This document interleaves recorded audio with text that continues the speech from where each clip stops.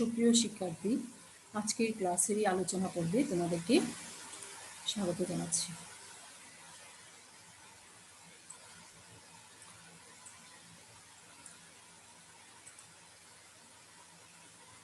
আজকে আমাদের আলোচনার বিষয় হচ্ছে লিকুইডিটি ট্র্যাপ, অর্থাৎ তারল্য ফাঁদ। আমরা অর্থনীতির স্টুডেন্ট হিসেবে প্রত্যেক স্টুডেন্টেরই এই লিকুইডিটি ট্র্যাপ সম্পর্কে আসলে জানা উচিত, যে প্রত্যেকেরই ইকোনমিক্সের স্টুডেন্ট হিসাবে প্রত্যেকেরই যে কেন্সের যে এই লিকুইডিটি ট্র্যাপটা, যে মানি মার্কেটে যে মানি মার্কেট ইকুইলিব্রিয়াম করতে গিয়ে আমরা যে বিষয়টা দেখি যে অর্থবাজারে কি হয়, অর্থবাজারে তারল্য ফাঁদের সৃষ্টি হয়। সেই তারল্য ফাঁদটা আসলে কি, এবং এই তারল্য ফাঁদ সৃষ্টি হলে অর্থনীতিতে কি ধরনের অবস্থা হতে পারে, সেটা আসলে অর্থনীতি স্টুডেন্ট হিসেবে আমাদের প্রত্যেকেরই জানা উচিত। এটা আসলে প্র্যাকটিক্যাল বিষয়।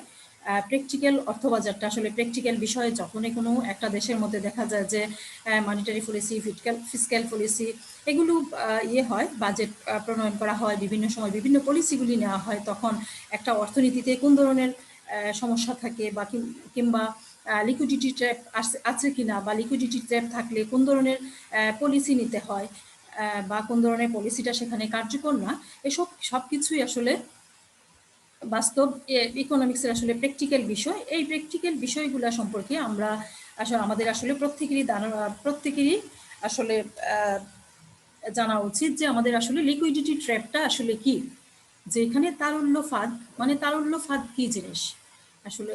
তাহলে আমরা আসলে চলো তাহলে আমরা দেখি যে তারল্য ফাঁদটা কি, এবং তারল্য ফাঁদ যদি একটা অর্থবাজারের মধ্যে বা মুদ্রা বাজারের ভারসাম্যের ক্ষেত্রে মুদ্রা বাজারে যদি আমাদের তারল্য ফাঁদ বা লিকুইডিটি ট্র্যাপ থাকে, সেক্ষেত্রে কী ধরনের সমস্যা হয় বা অর্থনীতিতে কোন ধরনের ইফেক্ট পড়ে।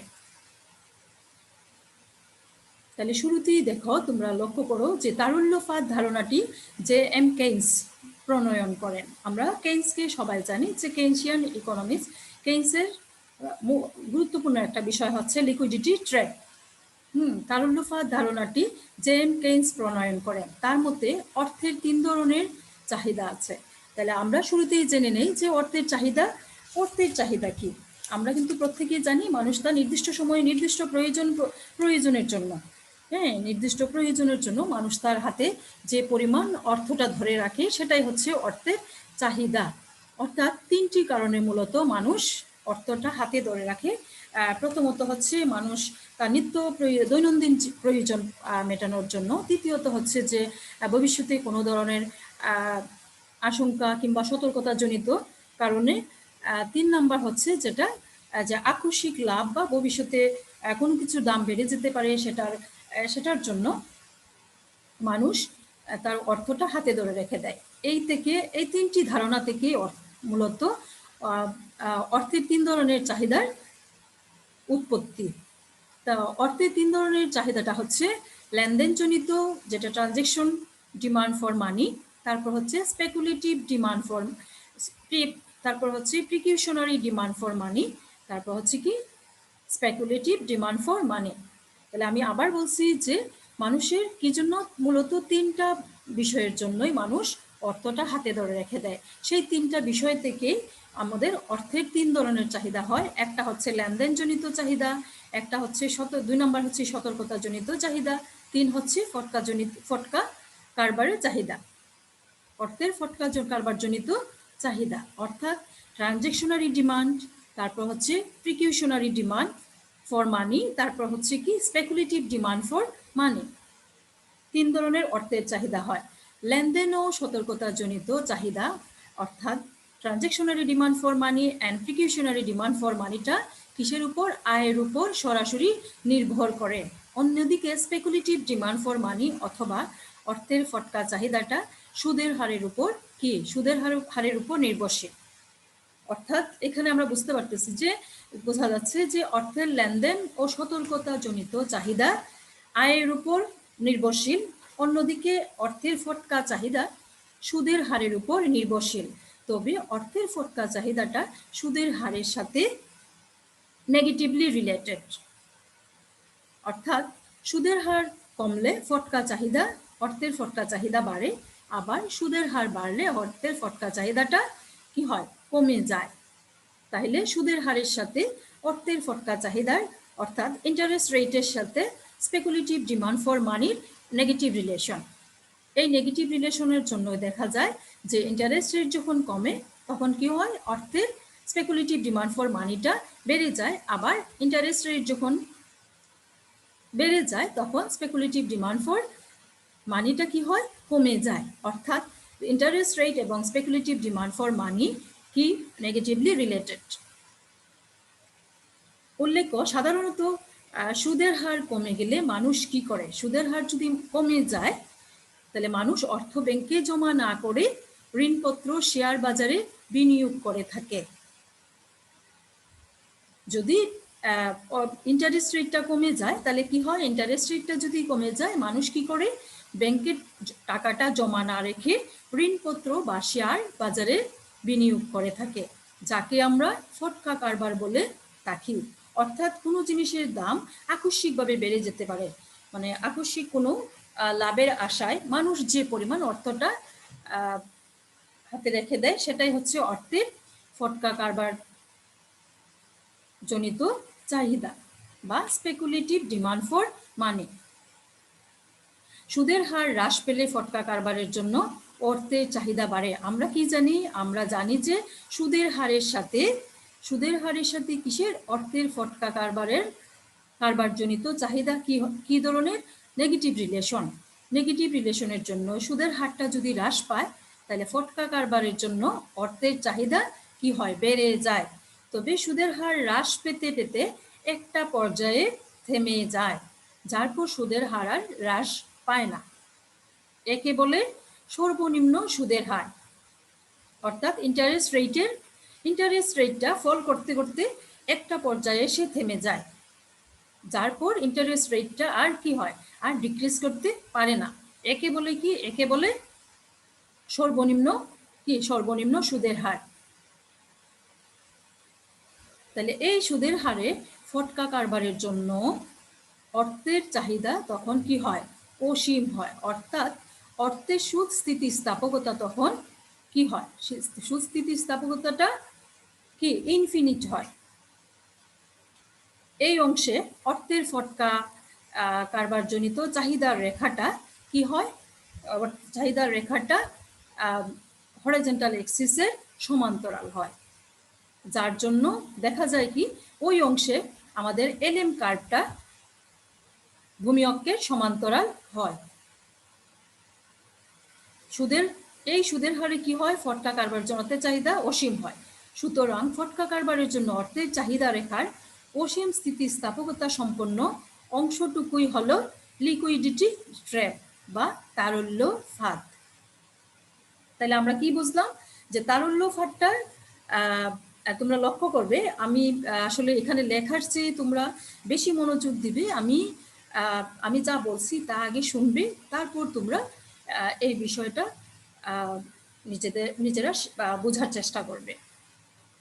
অর্থাৎ আমরা জানি যে অর্থের চাহিদাটা 3 ধরনের হয়ে থাকে। একটা হচ্ছে লেনদেনজনিত চাহিদা, আর একটা হচ্ছে সতর্কতাজনিত চাহিদা, 3 নাম্বার হচ্ছে ফটকা কারবারজনিত চাহিদা। তাহলে অর্থের লেনদেনজনিত চাহিদা এবং সতর্কতাজনিত চাহিদাটা সরাসরি আয়ের উপর নির্ভরশীল, কিন্তু অর্থের ফটকা চাহিদাটা সুদের হারের সাথে কি সম্পর্কযুক্ত। অর্থাৎ অর্থের ফটকা কারবারজনিত চাহিদাটা সুদের হারের সাথে নেগেটিভলি রিলেটেড। এর অর্থ হচ্ছে যে সুদের হার যদি কমে তাহলে কি হয়, অর্থের ফটকা কারবারজনিত চাহিদা বা স্পেকুলেটিভ ডিমান্ড ফর মানিটা কি হয়, বেড়ে যায়। আবার ইন্টারেস্ট রেট যদি বেড়ে যায় তাহলে স্পেকুলেটিভ ডিমান্ড ফর মানিটা কি হয়, কমে যায়। অর্থাৎ এখানে ইন্টারেস্ট রেটের সাথে স্পেকুলেটিভ ডিমান্ড ফর মানিটা কি হয়, নেগেটিভলি রিলেটেড। আর স্পেকুলেটিভ ডিমান্ড ফর মানি আমরা জানি যে ভবিষ্যতে মানে আকস্মিক কোনো কিছু থেকে লাভ পাওয়ার জন্য কিংবা ভবিষ্যতে কোনো জিনিসের দাম বেড়ে যেতে পারে এই আশায় মানুষ যে পরিমাণ অর্থটা হাতে রেখে দেয় সেটাই হচ্ছে স্পেকুলেটিভ ডিমান্ড ফর মানি বা অর্থের ফটকা কারবার জনিত চাহিদা। তাইলে দেখো সুদের হার যদি কমে যায় তাহলে কি হয়, মানুষ ব্যাংকে টাকাটা জমা না রেখে ঋণপত্র বা শেয়ার বাজারে সেটা বিনিয়োগ করে, যাকেই বলা হয় তাকে অর্থের ফটকা কারবার বা স্পেকুলেটিভ ডিমান্ড ফর মানি। তাইলে সুদের হার যদি হ্রাস পেতে থাকে তাইলে কি হয়, অর্থের ফটকা কারবারের জন্য অর্থের চাহিদাটা বেড়ে যায়, কিন্তু সুদের হার হ্রাস পেতে পেতে একটা পর্যায়ে এসে থেমে যায়। এই একটা পর্যায়ের পর সুদের হার আর হ্রাস পাওয়া সম্ভব নয়, যার ফলে সুদের হার আর হ্রাস পায় না। একে বলে সর্বনিম্ন সুদের হার, অর্থাৎ সুদের হারের এটা হচ্ছে মিনিমাম রেট। এই মিনিমাম লেভেলের পর ইন্টারেস্ট রেটটা আর কমতে পারে না। এই অংশে এসে অর্থের ফটকা কারবারজনিত চাহিদা বা স্পেকুলেটিভ ডিমান্ড ফর মানিটা কি হয় ইনফিনিট হয়ে যায়। অর্থাৎ স্পেকুলেটিভ ডিমান্ড ফর মানির যে সুদ স্থিতিস্থাপকতা অর্থাৎ ইলাস্টিসিটি যে আছে সেখানে, সেই ইলাস্টিসিটিটা কি হয় সেখানে ইনফিনিট হয়ে যায়।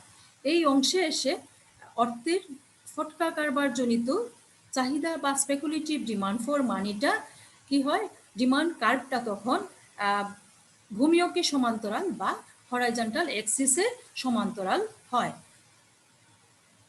এই অংশে এলএম কার্ভটাও অর্থের ফটকা কারবারজনিত চাহিদা রেখাটা কি ভূমিয়ককে সমান্তরাল হওয়ার জন্য অর্থের এলএম কার্ভটাও ভূমিয়কের বা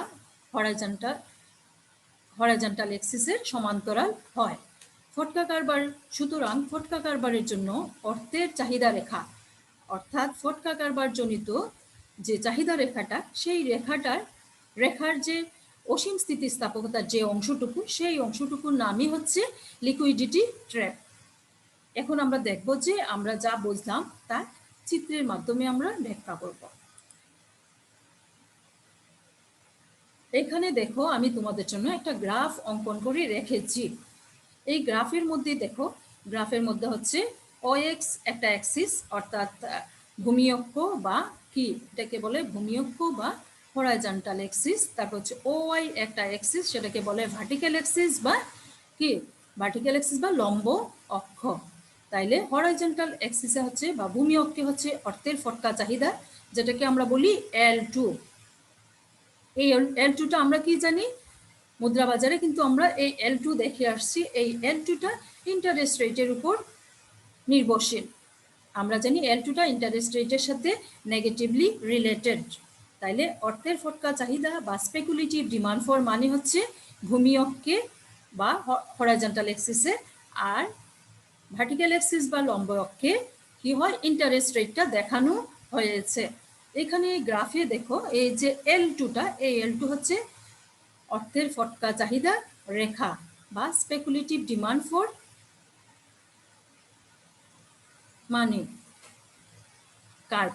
সেই স্পেকুলেটিভ ডিমান্ড ফর মানি কার্ভটা হচ্ছে কি এই L2 রেখাটা। এই L2 রেখা দেখো উপর থেকে নামতে নামতে, অর্থাৎ ইন্টারেস্ট রেট যখন R1 তখন হচ্ছে কি অর্থের ফটকা চাহিদাটা হচ্ছে M1। ইন্টারেস্ট রেটটা যখন কমে তখন কি হয়, অর্থের ফটকা চাহিদা আমরা জানি বেড়ে যায়। আমরা জানি ইন্টারেস্ট রেটের সাথে অর্থের ফটকা চাহিদা বা স্পেকুলেটিভ ডিমান্ড ফর মানিটা যেহেতু নেগেটিভলি রিলেটেড, তাইলে ইন্টারেস্ট রেট যদি কমে তাহলে কি হয়, স্পেকুলেটিভ ডিমান্ড ফর মানিটা বেড়ে যায়।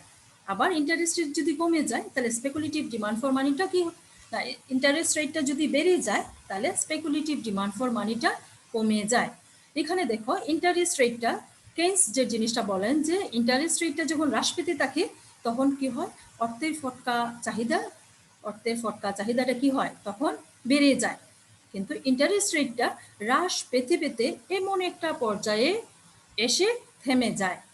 এই লেভেলটাকে বলে কি সর্বনিম্ন ইন্টারেস্ট রেট। এই সর্বনিম্ন ইন্টারেস্ট রেটে এসে কি হয়, এলএম কার্ভটা এসে থেমে যায়। তো সেখানে কি হয়, অর্থের ফটকা চাহিদাটা ইনফিনিট হয়ে যায়। অর্থাৎ অর্থের ফটকা চাহিদার বা স্পেকুলেটিভ ডিমান্ড ফর মানির যে সুদ স্থিতিস্থাপকতা বা ইলাস্টিসিটি যেটা আছে সেটা কি হয় ইনফিনিট হয়, যার জন্য L2 রেখাটা কি হয়, এই L2 রেখাটা এই পর্যায়ে এসে কি হয় ভূমি অক্ষের বা হরাইজন্টাল এক্সিসের এই দেখো সমান্তরাল হয়ে গেছে এই অংশটা, এ থেকে বি পর্যন্ত।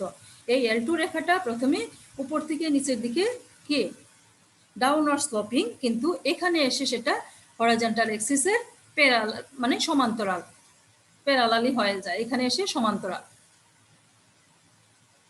তাইলে এই যে সমান্তরাল অংশটুকু এতটুকু পর্যন্ত হচ্ছে সর্বনিম্ন ইন্টারেস্ট রেট, অর্থাৎ এই যে R0টা, এই R0 ইন্টারেস্ট রেটের এই এ বিন্দুতে এসে কি হচ্ছে L2 এই অর্থের ফটকাজনিত চাহিদাটা অসীম হয়ে যায়, যার জন্য এরপরের এই অংশটাকে বলে সর্বনিম্ন ইন্টারেস্ট রেট, অর্থাৎ সর্বনিম্ন সুদের হার হচ্ছে এই এ বিন্দুটা।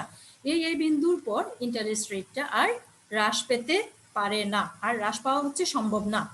যদি হ্রাস পায় তাহলে অর্থনীতির বিভিন্ন অ্যাক্টিভিটিস আছে সেগুলি কি হবে, সেগুলি ফল করবে।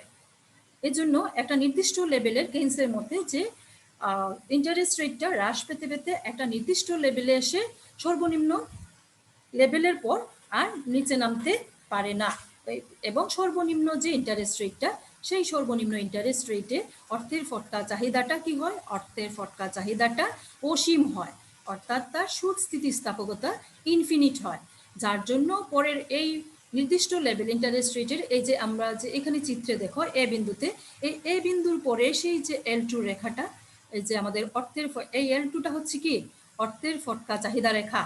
এই অর্থের ফটকা চাহিদা রেখাটা এই সর্বনিম্ন ইন্টারেস্ট রেটের পরে এসেই ভূমিয়ককে সমান্তরাল হয়ে গেছে, যার জন্য এই যে এ থেকে বি বিন্দু পর্যন্ত যে জায়গাটা, সেই জায়গাটার কি, সেই জায়গাটার নামই হচ্ছে কেইন্স বলেন এই জায়গাটাই হচ্ছে কি লিকুইডিটি ট্র্যাপ বা তারল্য ফাঁদ।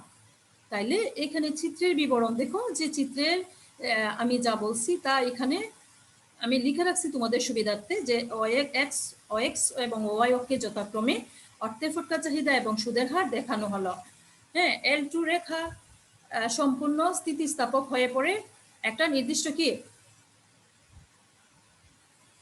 যখন ইন্টারেস্ট রেটটা হ্রাস পেতে থাকে তখন অর্থের ফটকা চাহিদা কি হয়, অর্থের ফটকা চাহিদাটা বেড়ে যায়, কিন্তু ইন্টারেস্ট রেটটা হ্রাস পেতে পেতে একটা নির্দিষ্ট লেভেলে এসে আর থেমে যায়, এরপর আর ইন্টারেস্ট রেটটা হ্রাস পাওয়া সম্ভব না।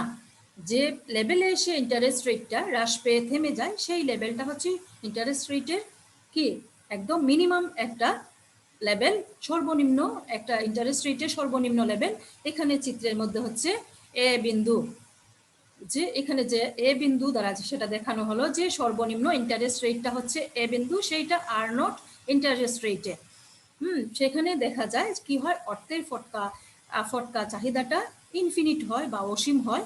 এরপরে যার জন্য কি হয়, অর্থের যে L2 রেখা মানে অর্থের ফটকা কারবারজনিত যে চাহিদা রেখাটা, সেটা এই এ বিন্দুর পরে এসে ভূমিয়ককে সমান্তরাল হয়ে যায়। তাহলে কেইন্স বলেন একটা নির্দিষ্ট যে সর্বনিম্ন যে ইন্টারেস্ট রেটের যে সর্বনিম্ন বিন্দুটা, সেই বিন্দুর পরের যে অংশে অর্থের ফটকা চাহিদাটা চাহিদার সুদ স্থিতিস্থাপকতার যে অংশটুকু অসীম হয়, সেই অংশটুকুকে বলা হয় তাকে কি লিকুইডিটি ট্র্যাপ। তাহলে এখানে চিত্রের মধ্যে দেখো এ থেকে বি পর্যন্ত যে জায়গাটা, সেই জায়গাটাকেই কেইন্স বলেছেন কি তারল্য ফাঁদ বা লিকুইডিটি ট্র্যাপ। তাহলে আমি চিত্রের মধ্যে আমি যা ক্লাসে যা বর্ণনা করে দিলাম তোমরা সেটা শুনবে, শোনার পর নিজেরা বোঝে তারপর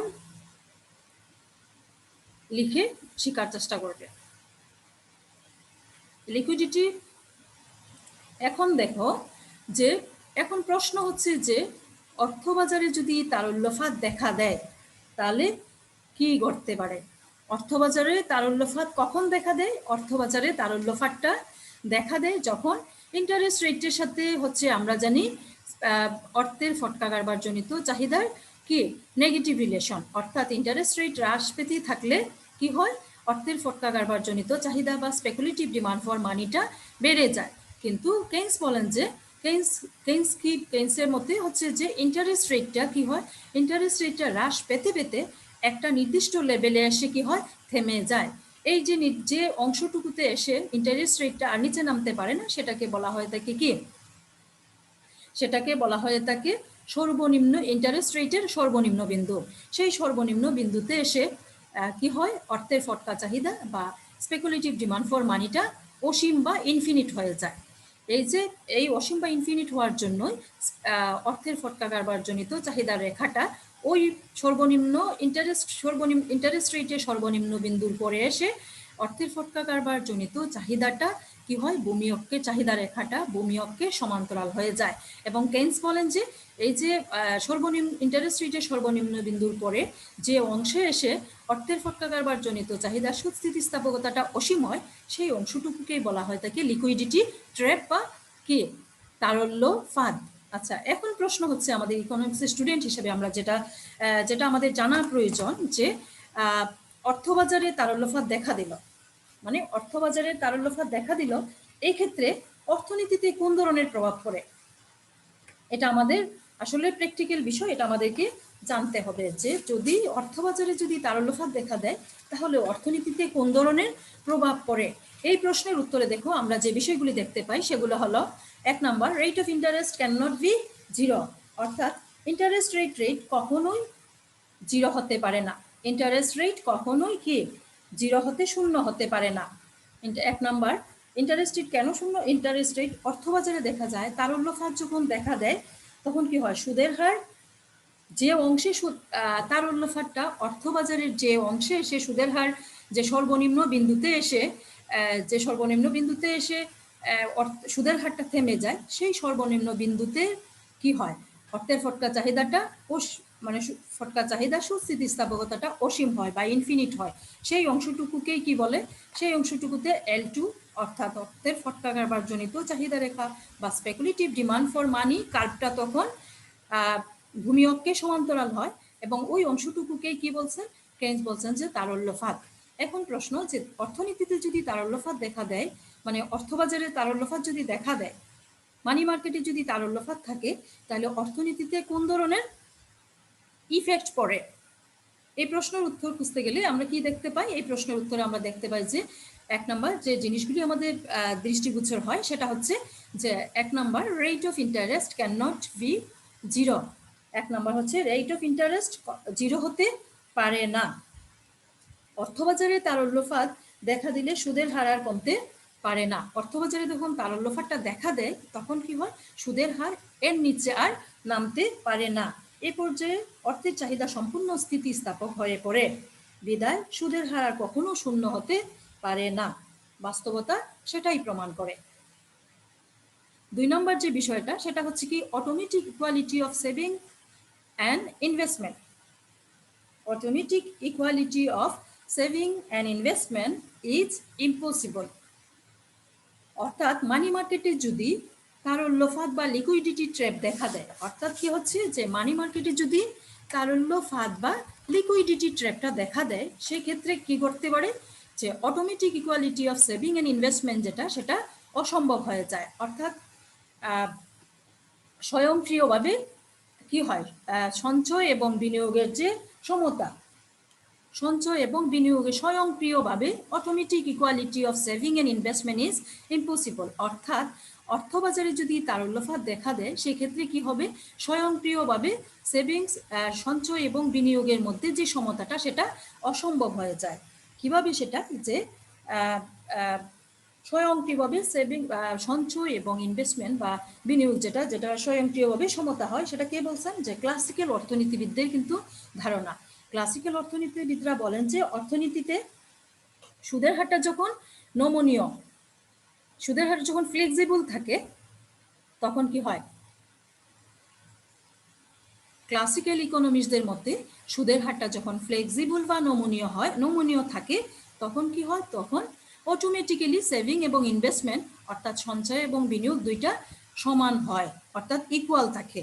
কিন্তু অর্থবাজারে বা মানি মার্কেটে যদি লিকুইডিটি ট্র্যাপ দেখা দেয় তাহলে কি হবে, তাহলে এই যে স্বয়ংক্রিয়ভাবে বা অটোমেটিক্যালি যে সেভিং এবং ইনভেস্টমেন্ট দুইটার সমতা হতো সেটা সম্ভব না। তার মানে কেইন্সের যে ধারণাটা, কেইন্সরা যে বলেন যে যদি ইন্টারেস্ট রেটটা নমনীয় হয় বা ফ্লেক্সিবল হয় তাহলে কি হয়, সেভিং এবং ইনভেস্টমেন্ট অটোমেটিক্যালি ইকুয়াল হয়, সেটা তারল্য ফাঁদ দেখা দিলে সেটা সম্ভব হবে না।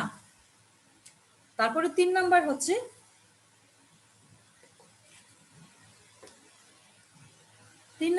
কি 3 নাম্বার হচ্ছে যে proves the concept of full employment a meaningless, অর্থাৎ যে ফুল এমপ্লয়মেন্টের যে ধারণাটা অর্থনীতিতে যে ফুল এমপ্লয়মেন্টের যে পূর্ণ নিয়োগ, অর্থনীতিতে যে ফুল এমপ্লয়মেন্ট আছে সেই ফুল এমপ্লয়মেন্টের যে ধারণা, সেই ধারণাটা কি হবে, অর্থহীন হয়ে যাবে যদি মানি মার্কেটে কি হয়, যদি মানি মার্কেটে বা মুদ্রা বাজারে তারল্যফাত দেখা দেয় বা অর্থবাজারে কিংবা মানি মার্কেটের ক্ষেত্রে বা অর্থবাজারে যদি এই লিকুইডিটি ট্র্যাপ দেখা দেয়, সেক্ষেত্রে কি হতে পারে যে ফুল এমপ্লয়মেন্ট যে ধারণাটা আছে, ফুল এমপ্লয়মেন্টের যে ধারণা বা ফুল পণ্য নিয়োগ যে বা ফুল এমপ্লয়মেন্টের যে ধারণাটা, সেটা কি হবে, সেটা অর্থহীন হয়ে যাবে যদি লিকুইডিটি ট্র্যাপ দেখা দেয়। 4 নাম্বার হচ্ছে কি ইনভাইটস ডিপ্রেশন, অর্থাৎ মন্দা ডেকে আনে, ডিপ্রেশন অবস্থার সৃষ্টি হতে পারে। আচ্ছা, এখানে দেখো 3 নাম্বার যে বিষয়টা যে ফুল এমপ্লয়মেন্ট মিনিংলেস হয়ে যায় কিভাবে। ক্লাসিক্যালদের মতে একটা পজিটিভ ইন্টারেস্ট রেটে সঞ্চয়, ক্লাসিক্যালদের মধ্যে কিন্তু একটা কি হচ্ছে, ক্লাসিক্যালদের মধ্যে একটা পজিটিভ ইন্টারেস্ট রেটে কি হয়, সঞ্চয় বিনিয়োগের মধ্যে সমতা অর্জিত হয়। এক্ষেত্রে অর্থনীতিতে অটোমেটিক্যালি কি হয়, সেভিং এবং ইনভেস্টমেন্টটা অটোমেটিক্যালি পুনর্নিয়োগ অবস্থা অর্জিত হয়। অর্থনীতি যখন একটা পজিটিভ ইন্টারেস্ট রেটে, যখন আমি আবার বলছি, ক্লাসিক্যাল অর্থনীতিবিদদের মতে অর্থনীতিতে যদি একটা নমনীয় ইন্টারেস্ট রেট থাকে, অর্থাৎ ইন্টারেস্ট রেটটা যদি কি হয় পজিটিভলি থাকে, ধনাত্মক ইন্টারেস্ট রেট থাকে, সেই ক্ষেত্রে কি হতে পারে, সেই ক্ষেত্রে অটোমেটিক্যালি সঞ্চয় এবং বিনিয়োগ অর্থাৎ সেভিং এবং ইনভেস্টমেন্টটা সমতা অর্জন করে, ইকুয়ালিটি হয়। কিন্তু অর্থবাজারে যদি লিকুইডিটি ট্র্যাপ দেখা দেয়, সেই ক্ষেত্রে যে সঞ্চয় এবং বিনিয়োগ স্বয়ংক্রিয়ভাবে সমতা আসতো, সেটা অসম্ভব হয়ে পড়ে। কিন্তু তারপরে দেখা যায় যে লিকুইডিটি ট্র্যাপ দেখা দিলে আরও একটি সমস্যা হতে পারে, সেটা হচ্ছে যে অর্থনীতিতে যে ফুল এমপ্লয়মেন্টের যে ধারণা আছে, সেই ধারণাটা কি হতে পারে, মিনিংলেস হয়ে যেতে পারে, অর্থাৎ অর্থহীন হয়ে যাবে। সেটা কিভাবে, যে ক্লাসিক্যালদের ফুল এমপ্লয়মেন্টের ধারণাটা দেন কারা, আমরা জানি যে ক্লাসিক্যাল ইকোনমিস্টরা বলেন যে অর্থনীতিতে যখন একটা ফ্লেক্সিবল ইন্টারেস্ট রেটে সেভিং এবং ইনভেস্টমেন্টের মধ্যে যদি স্বয়ংক্রিয়ভাবে ইকুয়ালিটি অর্জিত হয়, সেক্ষেত্রে কি হয়, অর্থনীতিতে স্বয়ংক্রিয়ভাবে পুনর্নিয়োগ অবস্থা, ফুল এমপ্লয়মেন্ট অবস্থা অর্জিত হয়। কিন্তু তারল্যফাদের যদি উপস্থিতি থাকে, সেই ক্ষেত্রে সঞ্চয় এবং বিনিয়োগের মধ্যে স্বয়ংক্রিয় বিনিয়োগের সমতা সম্ভব না। সেক্ষেত্রে কি হবে, অর্থনীতিতে সেই ফুল এমপ্লয়মেন্ট অর্জিত হওয়া সম্ভব না। অর্থাৎ তারল্যফাদ ক্লাসিক্যালদের যে স্বয়ংক্রিয় পুনর্নিয়োগ ধারণা, যে ক্লাসিক্যালদের যে অর্থনীতিতে যে ক্লাসিক্যালদের ফুল এমপ্লয়মেন্টের ধারণা, সেটা লিকুইডিটি ট্র্যাপ দেখা দিলে সেই ধারণাটা অর্থহীন হয়ে যায়। ফুল এমপ্লয়মেন্ট কিভাবে আসে, ক্লাসিক্যালরা বলছেন যে অর্থনীতিতে যদি একটা ফ্লেক্সিবল ইন্টারেস্ট রেট থাকে বা নমনীয় সুদের হার থাকে, সেই ক্ষেত্রে সেভিং এবং ইনভেস্টমেন্টটা ইনভেস্টমেন্টের মধ্যে স্বয়ংক্রিয়ভাবে বা অটোমেটিক্যালি কি হয়, সমতা অর্জিত হয়। সেই পজিটিভ ইন্টারেস্ট রেটে সঞ্চয় এবং বিনিয়োগের মধ্যে সমতা অর্জিত হলে স্বয়ংক্রিয়ভাবে অর্থনীতিতে ফুল এমপ্লয়মেন্ট অর্জিত হয়, সেটা ক্লাসিক্যালদের মতে। কিন্তু যখনই অর্থবাজারে অর্থাৎ লিকুইডিটি ট্র্যাপ দেখা দেয়, লিকুইডিটি ট্র্যাপে হচ্ছে ইন্টারেস্ট রেটটা কি হয়, ইন্টারেস্ট রেটটা একটা নির্দিষ্ট লেভেলের পরে কমতে একটা নির্দিষ্ট লেভেলের পরে এসে আর কমতে পারে না। যে অংশে এসে থেমে যায়, সেই অংশের নাম হচ্ছে সর্বনিম্ন সুদের, সেই অংশটাকে বলে সর্বনিম্ন সুদের হার। সেই সর্বনিম্ন সুদের হারের পরে কি হয়, ইন্টারেস্ট রেটটা আর কমতে পারে না। সেই সর্বনিম্ন সুদের হারে তখন কি হয়, স্পেকুলেটিভ ডিমান্ড ফর মানিটা অর্থাৎ অর্থের ফটকাজনিত চাহিদাটা কি হয়, ইনফিনিট হয়, যার জন্য স্পেকুলেটিভ ডিমান্ড ফর মানি কার্ভটা তখন সেখানে কি হয়, ভূমিয়কের সমান্তরাল হয়ে যায়, অর্থাৎ হরাইজন্টাল এক্সিসের প্যারালাল হয়ে যায়, সেটা সমান্তরাল থাকে। সেই জন্য ইন্টারেস্ট রেটের যে বিন্দুতে এসে সর্বনিম্ন যে বিন্দুটা, সেই বিন্দু থেকে সেই বিন্দুতে যে সেই বিন্দুর পরে মানে সেই বিন্দু থেকে শুরু করে যে অংশটাতে অর্থের ফটকা কারবারজনিত চাহিদা রেখাটা ভূমিয়কের সমান্তরাল হয়, সেই অংশটাকেই বলছেন লিকুইডিটি ট্র্যাপ। সেখানে কি ঘটে, সেখানে হচ্ছে ইন্টারেস্ট রেটটা হচ্ছে সর্বনিম্ন, কিন্তু আমরা জানি যে যখন ইন্টারেস্ট রেটটা সর্বনিম্ন হওয়ার ফলে কি হচ্ছে, এখানে তারল্যফাদের সৃষ্টি হচ্ছে, তারল্যফাদের বা লিকুইডিটি ট্র্যাপের সৃষ্টি হচ্ছে। এই অংশটাকে কেইন্স বলছেন লিকুইডিটি ট্র্যাপ। এরপরে যদি ইন্টারেস্ট রেটটা আমরা কি জানি, ইন্টারেস্ট রেটটা কখনো 0 হতে পারে না। ইন্টারেস্ট রেটটা কি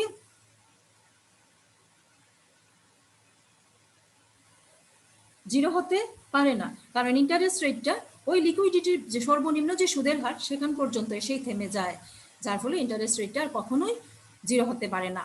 তো 0 হতে এ পর্যায়ে কেন পারে না, কারণ এই পর্যায়ে এসে অর্থের ফটকা কারবারজনিত চাহিদার স্থিতিস্থাপকতাটা ইনফিনিট হয়, বিধায় সুদের হার কখনোই 0 হতে পারে না।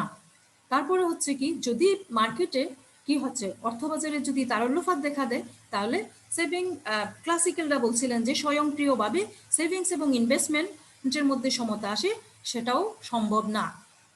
কারণ ক্লাসিক্যালরা বলছেন যে যখন একটা ফ্লেক্সিবল ইন্টারেস্ট রেট থাকবে, অর্থাৎ পজিটিভ একটা ধনাত্মক ইন্টারেস্ট রেট থাকবে, তখনই কেবলমাত্র সেভিং এবং ইনভেস্টমেন্টের মধ্যে স্বয়ংক্রিয়ভাবে সমতা যদি অর্জিত হয়, তবেই কেবলমাত্র অর্থনীতিতে ফুল এমপ্লয়মেন্ট অর্জিত হবে।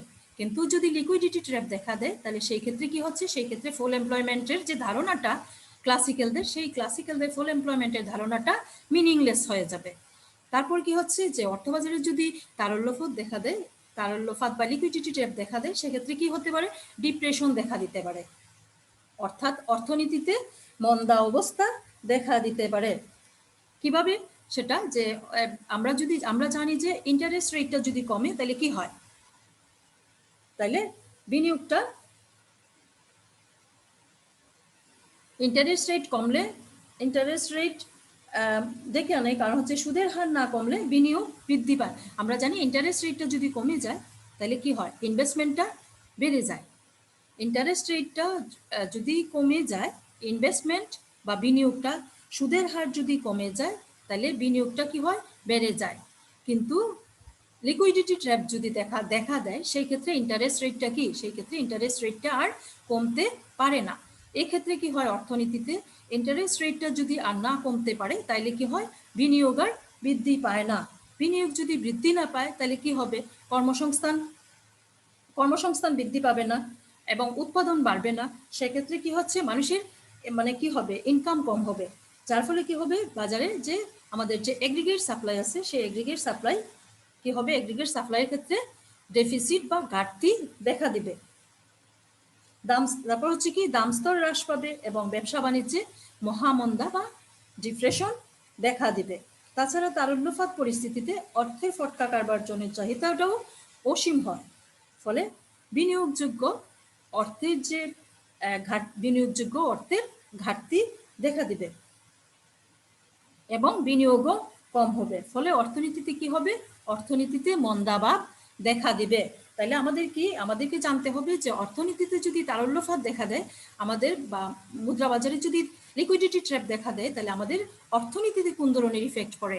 আমাদের অর্থনীতিতে আমরা দেখতে পাচ্ছি যে সুদের হার যদি আর না কমে, সুদের হার যদি লিকুইডিটি ট্র্যাপ পর্যন্ত, যে অংশে লিকুইডিটি ট্র্যাপটা, সেই অংশ পর্যন্ত গিয়ে সুদের হারটা থেমে যায়, আর কমতে পারে না। কিন্তু আমরা জানি সুদের হার যদি কমে তাইলে কি হয়, বিনিয়োগ বাড়ে। কিন্তু লিকুইডিটি ট্র্যাপ দেখা দিলে সুদের হার যেহেতু আর কমতে পারে না, সেক্ষেত্রে কি হয়, বিনিয়োগ আর বাড়ে না।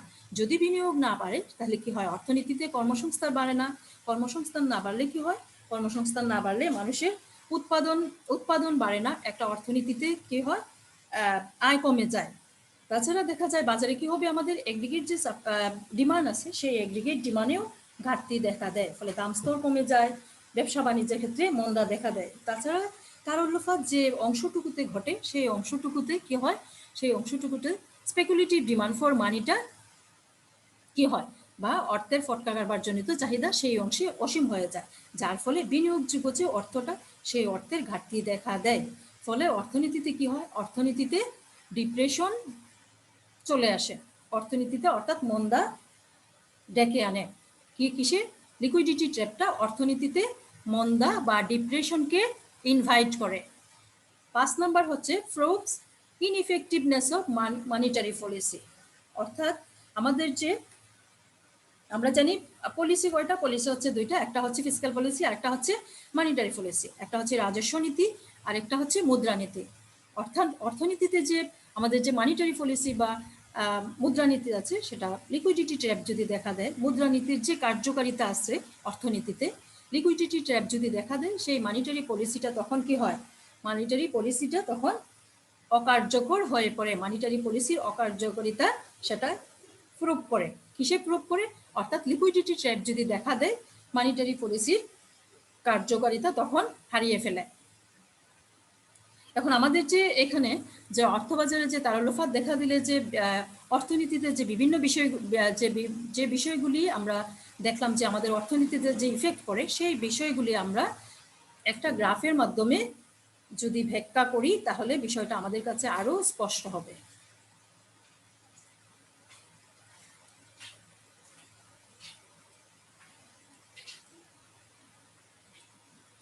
এখানে দেখো আমি দুইটা গ্রাফ অঙ্কন করেছি। প্রথমটা হচ্ছে আমাদের লিকুইডিটি ট্র্যাপের যে গ্রাফটা, লিকুইডিটি ট্র্যাপের গ্রাফ। দ্বিতীয়টা হচ্ছে কি সঞ্চয় এবং বিনিয়োগের মধ্যে যে গ্রাফটা। অর্থাৎ এখানে চিত্রটা হচ্ছে কি তারল্যফাত এবং সঞ্চয় বিনিয়োগের যে অসমতাটা ঘটে, আমরা দেখলাম যে মুদ্রা বাজারে যদি লিকুইডিটি ট্র্যাপ দেখা দেয়, তাহলে অর্থনীতিতে যে ধরনের ইফেক্টগুলো পড়ে, সেই ইফেক্টগুলো আমরা যা দেখে আসলাম সেটাকে কি আমরা এখানে চিত্রের মাধ্যমে প্রকাশ করলাম। এখানে চিত্রের মধ্যে দেখো প্রথম চিত্রটা যেটা, সেটা হচ্ছে লিকুইডিটি ট্র্যাপ, আর 2 নাম্বারটা হচ্ছে কি সঞ্চয় এবং বিনিয়োগের মধ্যে যে সমতাটা আসে, সেই সমতাটা এখানে এই চিত্রের মধ্যে সমতা, লিকুইডিটি ট্র্যাপ হলে যে সমতা থাকে না, সেটা এখানে দেখানো হয়েছে।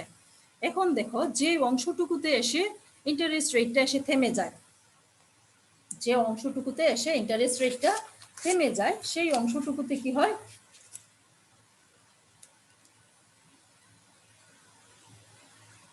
সেই অংশটুকুর পরে ইন্টারেস্ট রেটটা যে সর্বনিম্ন বিন্দুতে পৌঁছে, এখানে এ বিন্দুতে, এই বিন্দুর পরে এসে অর্থের ফটকা কারবারজনিত চাহিদার স্থিতিস্থাপকতা অসীম হয়, যার ফলে কি হয়, এই L2 রেখাটা ভূমি অক্ষের সমান্তরাল হয়।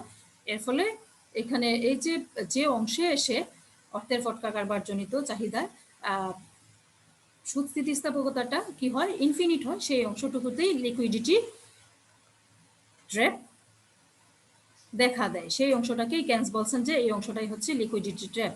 আচ্ছা, তাইলে এখন প্রশ্ন হচ্ছে যে যদি লিকুইডিটি ট্র্যাপ দেখা দেয়, তাহলে ক্লাসিক্যালদের যে স্বয়ংক্রিয়ভাবে যে ইনভেস্টমেন্ট এবং সেভিংয়ের যে স্বয়ংক্রিয়ভাবে ফ্লেক্সিবল ইন্টারেস্ট রেটে যে স্বয়ংক্রিয়ভাবে যে সেভিং এবং ইনভেস্টমেন্টের মধ্যে যে ইকুয়ালিটি অর্জিত হয়, সেটা কিভাবে বিনষ্ট হয়, সেটা এখানে দেখো। আমরা এই চিত্রের মধ্যে আমরা দেখতে পেলাম যে সঞ্চয় এবং বিনিয়োগ রেখা, এস হচ্ছে সেভিংস কার্ভ আর আই হচ্ছে ইনভেস্টমেন্ট কার্ড। তাহলে সেভিংস এবং ইনভেস্টমেন্ট কার্ড রেখাটা পরস্পরকে কি এইখানে R1 ইন্টারেস্ট রেটে আমরা ধরে নিলাম যে R1 ইন্টারেস্ট রেটে তাদের ইকুয়ালিটি অর্থাৎ সমতা। কিন্তু যখনই লিকুইডিটি ট্র্যাপ দেখা দিল কোন ইন্টারেস্ট রেটে, দেখো R0। এই চিত্রে দেখো, এই চিত্র থেকে যদি আমরা এই লাইন টেনে এখানে সোজা নেই, তাহলে দেখো এতটুকু পর্যন্ত সেটা ইন্টারেস্ট রেট হচ্ছে R0। কিন্তু আমাদের সঞ্চয় বিনিয়োগের সমতার জন্য প্রয়োজন হচ্ছে R1 ইন্টারেস্ট রেট। কিন্তু R0 ইন্টারেস্ট রেটে এসেই লিকুইডিটি ট্র্যাপ দেখা দিয়েছে। এর নিচে আর ইন্টারেস্ট রেট কি নিচে নামতে পারে না। যেহেতু ইন্টারেস্ট রেট R0-এ এসেই লিকুইডিটি ট্র্যাপে দেখা দিল, সেক্ষেত্রে কি হচ্ছে, ইন্টারেস্ট রেট আর নিচে নামতে পারে না। কিন্তু এখানে চিত্রে দেখো যে এর নিচের ইন্টারেস্ট রেটে সেভিং এবং ইনভেস্টমেন্টের মধ্যে কি ইকুয়ালিটি অর্জিত হয়েছে। কিন্তু যদি লিকুইডিটি ট্র্যাপ এই R0 ইন্টারেস্ট রেটে লিকুইডিটি ট্র্যাপ দেখা দেয়, তাহলে কি হচ্ছে, সেভিং ইনভেস্টমেন্টের মধ্যে কি হচ্ছে, এখানে এই R0 ইন্টারেস্ট রেটে দেখা যায় যে ইনভেস্টমেন্ট রেখাটা সেটাকে এ বিন্দু এ থেকে বি বিন্দু পর্যন্ত, সেভিং এবং ইন্টারেস্ট রেটের এ থেকে বি বিন্দু পর্যন্ত এই জায়গাটা কি ঘাটতি থেকে যায়। অর্থাৎ এখানে এখানে সেভিংসটা কি, এখানে সেভিংস বেশি কিন্তু ইনভেস্টমেন্ট হচ্ছে কম। অর্থাৎ তাদের সেভিংস এবং ইনভেস্টমেন্টের মধ্যে কোনো সমতা নেই। কিন্তু সমতা অর্জিত হতে গেলে ইন্টারেস্ট রেট কি করতে হবে, কমাতে হবে। কিন্তু লিকুইডিটি ট্র্যাপ দেখা দিলে ইন্টারেস্ট রেট আর নিচে নামতে পারে না, যার ফলে কি হয়, সেভিংস এবং ইনভেস্টমেন্টের মধ্যে যে অটোমেটিক্যালি যে ইকুয়ালিটি অর্জিত হয় সেটা সম্ভব না, এবং এর ফলে যে অর্থনীতিতে যে ফুল এমপ্লয়মেন্ট অর্জিত হতো সেই ফুল এমপ্লয়মেন্টও সম্ভব না। তাইলে লিকুইডিটি ট্র্যাপ যদি একটা অর্থনীতিতে দেখা দেয়, সেই অর্থনীতিতে যে ইফেক্টগুলি পড়ে সেই ইফেক্টগুলি আমরা আজকের ক্লাসে আলোচনা করলাম। আশা করি তোমরা লিকুইডিটি ট্র্যাপটা আজকের ক্লাসটা যদি ভালোভাবে আমার কথাগুলি তোমরা লক্ষ্য করো, আমার কথাগুলি লক্ষ্য করে তোমরা যদি প্রথমে ক্লাসটা বোঝো, তারপর তোমরা নিজেরা চেষ্টা করো, তাইলে আমার বিশ্বাস যে তোমরা লিকুইডিটি ট্র্যাপ সম্পর্কে যে ধারণাটা আছে আমাদের প্রত্যেকের, লিকুইডিটি সম্পর্কে ধারণাটা ক্লিয়ার হয়ে যাবে। এবং লিকুইডিটি ট্র্যাপ যদি দেখা দেয় তাহলে ইকোনমিক্স একটা অর্থনীতিতে বা একটা ইকোনমিতে কোন ধরনের ইফেক্ট পড়ে সেটাও আমরা আজকের ক্লাসে আলোচনা করেছি।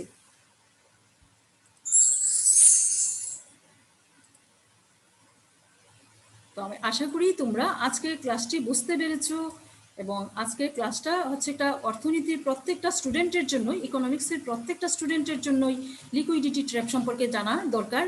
এবং লিকুইডিটি ট্র্যাপ যদি দেখা দেয় সেক্ষেত্রে ইকোনমিক্স একটা অর্থনীতিতে কোন ধরনের ইফেক্ট পড়ে সেটাও আমাদের অর্থনীতি স্টুডেন্ট হিসাবে জানা উচিত।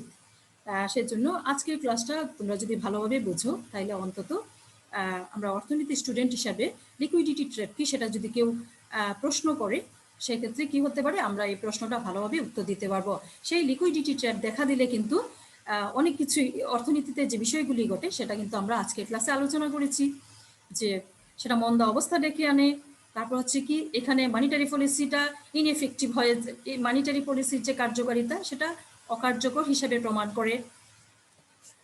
তারপর হচ্ছে কি ফুল এমপ্লয়মেন্ট, যেটা অর্থনীতিতে যে ফুল এমপ্লয়মেন্ট থাকে ক্লাসিক্যালদের মধ্যে, সেই ফুল এমপ্লয়মেন্টের ধারণাও সেখানে মিনিংলেস হয়। তারপর হচ্ছে ইন্টারেস্ট রেট না কমলে একটা অর্থনীতির অবস্থা খুবই খারাপ হয়ে যায়। ইন্টারেস্ট রেট যদি ফ্লেক্সিবল না থাকে একটা পর্যায়ে সে স্টেবল হয়ে যায় লিকুইডিটি ট্র্যাপ দেখা দিলে। কিন্তু লিকুইডিটি ট্র্যাপ দেখা দিলে ইন্টারেস্ট রেট যেহেতু স্টেবল হয়ে যায় সেক্ষেত্রে অর্থনীতিতে কি হয়, ডিপ্রেশন দেখা দেয়। কাজে লিকুইডিটি ট্র্যাপটা আমরা আজকে ক্লাসে আলোচনা করেছি, তোমরা ভালোভাবে বোঝার চেষ্টা করবে। তোমরা ভালো থাকবে, সুস্থ থাকবে, এবং আগামী ক্লাস দেখার জন্য তোমাদের আমন্ত্রণ রইল। Thanks to all.